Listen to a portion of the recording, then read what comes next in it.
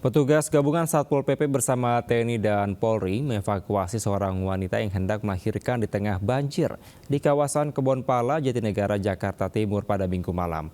Selain wanita yang hendak melahirkan, sejumlah lansia hingga anak-anak turut dievakuasi petugas lantaran kondisi banjir yang kian meninggi.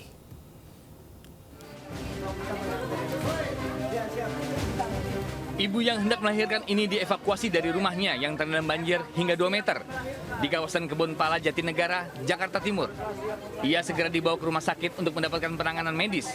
Selain ibu yang hendak melahirkan, sejumlah lansia hingga anak-anak turut dievakuasi petugas lantaran kondisi banjir terus meninggi. Sebagian warga dievakuasi untuk mengungsi ke lokasi pengungsian di SDN 01. Sebagian warga dievakuasi untuk mengungsi ke lokasi pengungsian di SDN 01 Kampung Melayu. Warga mengaku terpaksa mengungsi lantaran air yang semakin meninggi. Terlebih hujan deras yang mengguyur kawasan ini sejak siang hingga malam tak kunjung reda. Warga hanya berharap agar banjir bisa segera surut. Dari Jakarta, Rio Manik, iNews melaporkan. Ambil jalan pintas menuju rumah kerabat, seorang ibu dan anaknya terseret arus di Karangasem, Bali. Sementara itu seorang remaja tewas tersengat listrik di atap rumah saat main layangan di Cimahi, Jawa Barat.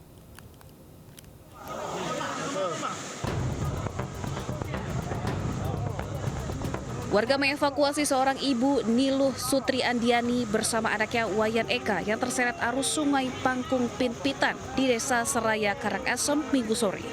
Usai dievakuasi, korban langsung dibawa ke puskesmas, namun tim medis menyatakan keduanya telah meninggal dunia. Sebelumnya korban terseret arus saat mencari jalan pintas menuju rumah kerabatnya. Jeritan korban sempat didengar oleh warga yang tinggal di sekitar sungai. Warga pun langsung berupaya menolong, namun naas keduanya sudah tak dapat bertahan. Usai dievakuasi, korban dibawa ke puskesmas Karangasem II dan dinyatakan telah meninggal dunia. Isak tangis pecah saat keluarga berdatangan menyaksikan kerabatnya yang sudah tak bernyawa. Itu ada air yang mengalir cukup deras. Nah ini kebetulan kedua korban mau melintas dari Serayu Barat ke Serayu Timur ke Gading, tetapi terhalang oleh air ini di pangkunya sehingga mengambil jalan alternatif atau jalan yang lebih kecil. Ternyata di sana juga arusnya deras sehingga kedua korban ini terseret. Kini kedua jenazah masih disemayamkan di RSUD Karangasem untuk menunggu proses pemakaman. Sementara petugas menghimbau warga agar tetap waspada mengingat hujan dengan intensitas tinggi masih terus terjadi. Dari Karangasem, Bali, Yunda Arista, iNews melaporkan. Pemirsa, 2 korban longsor dievakuasi tim SAR pasca banjir dan longsor di kawasan Cisarua, Bogor, Jawa Barat. Proses evakuasi berlangsung dramatis karena korban ada di tebing setinggi 15 meter.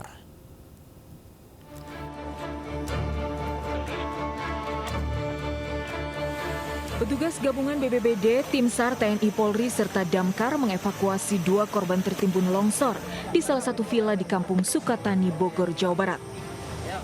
Korban bernama Ruben Saputra dan Jeremia Siahaan ditemukan setelah pencarian selama 12 jam oleh tim gabungan dalam kondisi meninggal dunia. Dari keterangan saksi, pemilik villa beserta keluarga besarnya yang berjumlah 13 orang warga Jakarta sedang berlibur saat bencana itu terjadi. Dari sore pas jam 8 itu ponakannya 2 yang sekarang meninggal ya, saudara Jerry sama Robin ya. Usia sekitar? Usia 27-an lah ya, di bawah 30. Hujan deras dengan intensitas tinggi memicu tebing longsor menimbun 5 orang dan hanya 3 yang selamat. Sebelumnya hujan deras di kawasan puncak memicu banjir dan tanah longsor. Tercatat ada 3 orang korban tewas dan 3 orang terluka akibat peristiwa ini. Dari Bogor, Jawa Barat, tim liputan iNews melaporkan. Pemirsa, berbekal borgol, 3 pria mengaku polisi dan memeras warga di Kota Batu, Jawa Timur. Mereka ditangkap saat sedang asik pesta miras di warung remang-remang. 3 orang yang menjadi polisi gadungan ditangkap dari salah satu warung remang-remang di Kota Batu, Jawa Timur. Saat ditangkap, ketiga pelaku, Saiful Rahman, Yoyon, serta Fauzan Anwari, hanya pasrah saat pesta miras. Ketiganya digelandang ke Polres Kota Batu untuk pemeriksaan karena melakukan aksi pemerasan. Kasus berawal saat salah satu pelaku meminta tolong pada korban untuk menggandakan uang dengan cara ritual. Mengetahui apa yang dilakukan korban tidak masuk akal dan membawa uang palsu, pelaku menghubungi kedua pelaku lainnya untuk melakukan drama penangkapan. Berbekal borgol, korban diminta memberikan uang damai sebesar 25 juta rupiah agar kasusnya tidak dilanjutkan. Namun korban hanya bisa memberikan 20 juta rupiah dan disepakati para pelaku yang kemudian melepaskan korban. Merasa ada kejanggalan, korban kemudian melaporkan kasusnya ke Polres Batu hingga ketiga pelaku diringkus. Polres Kota Batu. Dari Batu, Jawa Timur, Denny Ruansyah, Ayus melaporkan. Pemirsa, nekat aksi pria curi pakaian dalam milik seorang janda dan anaknya terekam CCTV. Diduga pria tersebut sakit hati, ajakan nikahnya ditolak korban. Bahkan pelaku juga sempat mengambil foto anak korban yang tengah tertidur.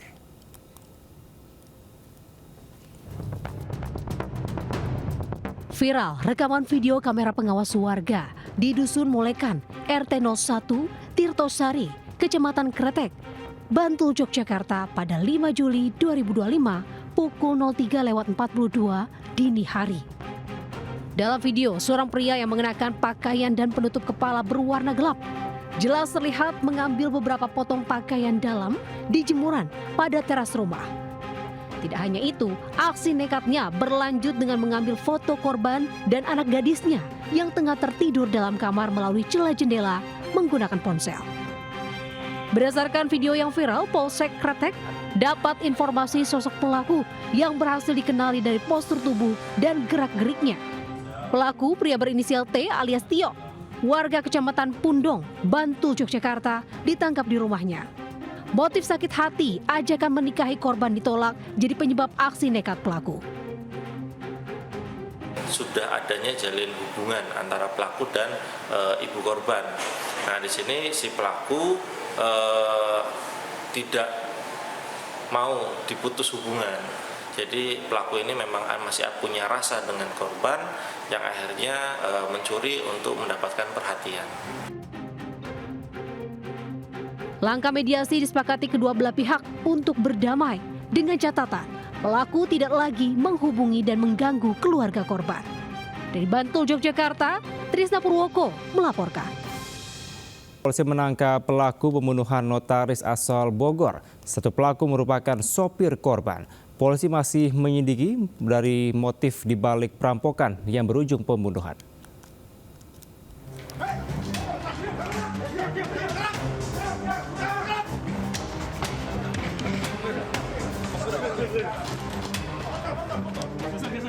Polisi menggerebek lokasi persembunyian pelaku pembunuhan notaris di sebuah rumah kos di Jalan Sroyo, Kabupaten Karanganyar, Jawa Tengah. Pelaku tak berkutik karena polisi yang datang jumlahnya cukup banyak.